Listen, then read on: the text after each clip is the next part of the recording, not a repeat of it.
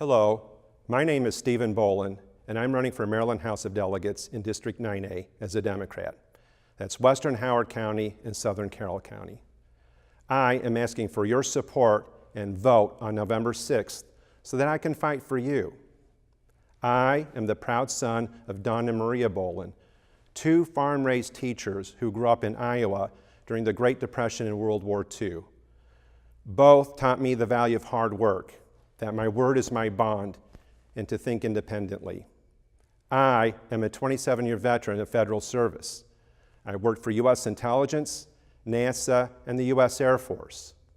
I have taken an oath to protect our Constitution and defend our democracy, liberties, and American way of life. I left federal service last year, but that doesn't mean that my love of country and passion to serve has ended. Now, I want to serve you and be your voice in Annapolis. I want to serve you with the same level of devotion and commitment that I gave to our country. I'm not a career politician. This is the first time that I've run for office. Like you, I live here and pay taxes here. For nearly 10 years, I've been proud to call Howard County, Maryland, my home, along with my wife, Linda, who has lived in and around the county for over 30 years. I believe that we should elect people that will listen to us, look out for us, and be held accountable to us. We must put partnership ahead of a partisanship, people before politics, and communities of faith and love above those who would sow doubt and spread hate. My campaign is a grassroots action plan that has gained momentum since I won the primary.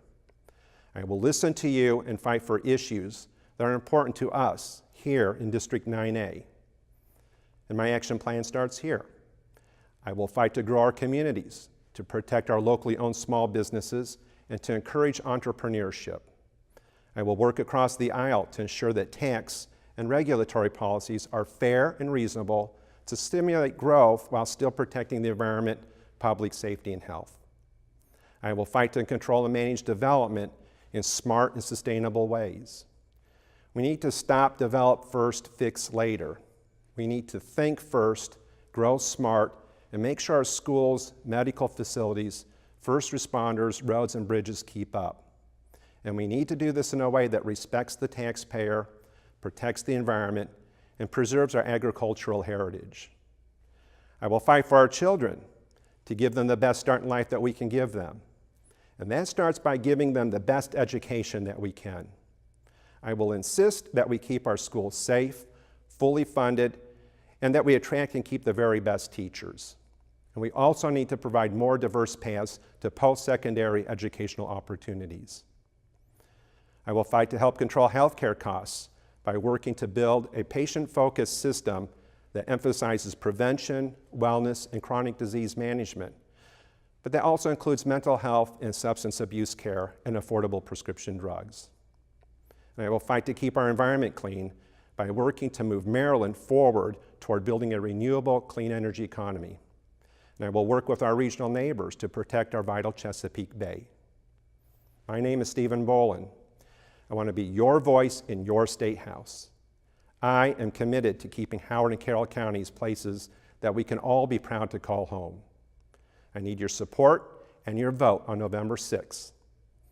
You can find my message on the web and follow me and like me on Facebook and Twitter. This message was brought to you by friends of Stephen M. Bolin, Linda C. Kubrick, Treasurer, and I thank you.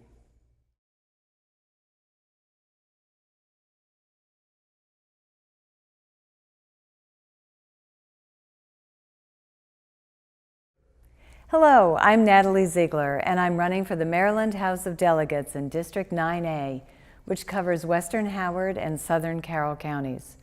I'm a small business owner and farmer, the mother of 2 grown children, and this is my first time running for public office. I'm not a career politician. First, I want to thank everyone who voted for me in the primary, and thank you for tuning in. So again, my name is Natalie Ziegler. I'm running because I was so disturbed by the hostility I saw in the last election and by some of the extreme views I was hearing, and I wanted to try to bring people together to work on common goals in a more practical and less partisan way. But it has been really exciting to see so many people becoming active in politics And with that energy, I'm hopeful we can make some changes. Not necessarily as members of a political party, just as members of our community. Maybe we can even apply some good old-fashioned common sense to solving our problems. So what do I want to work on in Annapolis?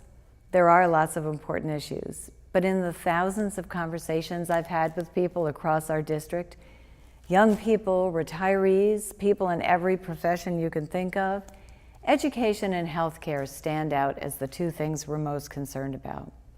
We all recognize that nowadays education is the difference between earning a decent living and constantly struggling. So I want our schools to be #1 in the nation. I think we can get there. And I think we can do it without raising taxes, by using all of the casino revenue just for education, as we were promised, and making sure that the money we spend on education is spent wisely and actually gets to our teachers, our classrooms, and our school buildings. Sometimes when politicians talk about investing, what they really mean is spending. But in the case of education, it is an investment. You do get back more than you put in higher property values, by attracting new businesses and better jobs, by giving our young people the foundation they need to be successful. So let's set the bar as high as we can and aim to be the absolute best in the country. The second issue is healthcare, which has become unaffordable for so many hardworking people, for small businesses, for young people starting out, for anyone with a chronic health condition, for elderly people who have Medicare but still struggle to afford the medications they need. It keeps people tied to jobs just for the health insurance. It keeps wages down. And health insurance has become a political football. There have been no serious efforts to force down healthcare costs. And we need to use our power as customers to force prices down, particularly for prescription drugs. The price of EpiPens, insulin, and so many other essential drugs have skyrocketed for no good reason. I also want to shift and expand the way we think about healthcare to include mental health and substance abuse, along with the things that keep us well, like nutritious food, clean water, clean air, and a connection to one another, instead of focusing only on patching ourselves up when we get sick or hurt. We all want and need health care we can afford. So let's take off our Republican and Democrat hats and start looking together at some options, as neighbors, not political enemies. So I've talked about education and health care, but I want to leave you with one last thought, and that is I'm hoping to find a way for us to reconnect with our government. The whole idea was government by the people and for the people, but it often seems as though money and special interests are running the show. Whether it's through town hall meetings or Facebook chats or small groups, I think we all need to get involved and share our ideas and concerns, and I see that starting to happen. So I am very excited about the possibilities we have to keep improving our district. I hope you share my enthusiasm. I invite you to join in. I ask for your vote in November, and I'm so grateful for your time today. Thank you.